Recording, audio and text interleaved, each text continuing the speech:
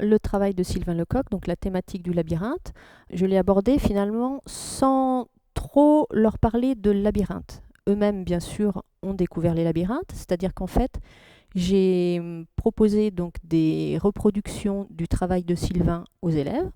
Au début, la notion de labyrinthe est intervenue spontanément, mais en fait, j'ai souhaité, moi, aller au-delà du labyrinthe et leur demander donc d'appréhender l'œuvre de Sylvain avec leurs propres mots. Donc, qu'est-ce qu'ils voyaient dans l'œuvre de Sylvain, qu'est-ce qui était important pour eux.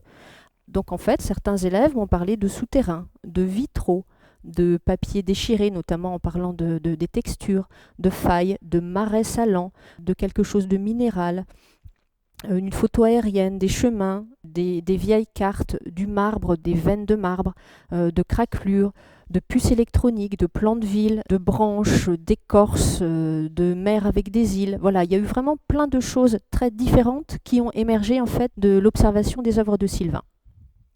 Là, pour la restitution, en fait, moi, ce que j'avais demandé aux élèves, c'était de réaliser une œuvre collective. Donc, on partait sur une installation. Donc, chaque élève devait réaliser quelque chose d'individuel, bien sûr, mais malgré tout, avec des contraintes qui permettaient, au bout du compte, d'avoir une unité. Donc, ces contraintes, c'était notamment la matière première, c'est-à-dire là, on a travaillé sur des plaques de styrodure.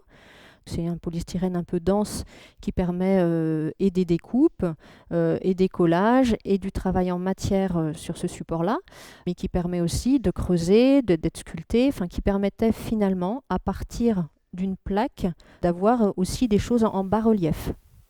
Cette idée, après, de restitution commune, c'était l'idée de créer une installation et là de revenir finalement sur la thématique du labyrinthe de par l'installation, non pas de par ce que chaque élève a réalisé, mais bien de par l'installation.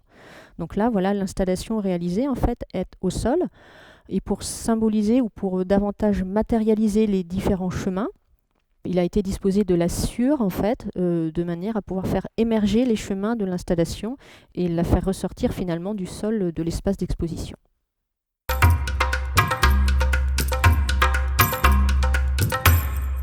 Nous avons fait la proposition de faire réfléchir les élèves sur son travail, mais sans que les élèves ne voient les œuvres, pour éviter les influences.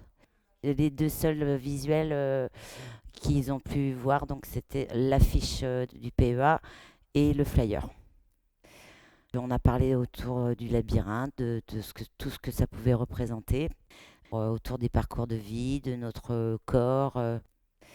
Avant de décider de travailler sur les œuvres autour du thème du labyrinthe, la demande était d'une projection visuelle sur leur futur professionnel, de s'imaginer dans leur environnement professionnel dans 15-20 ans.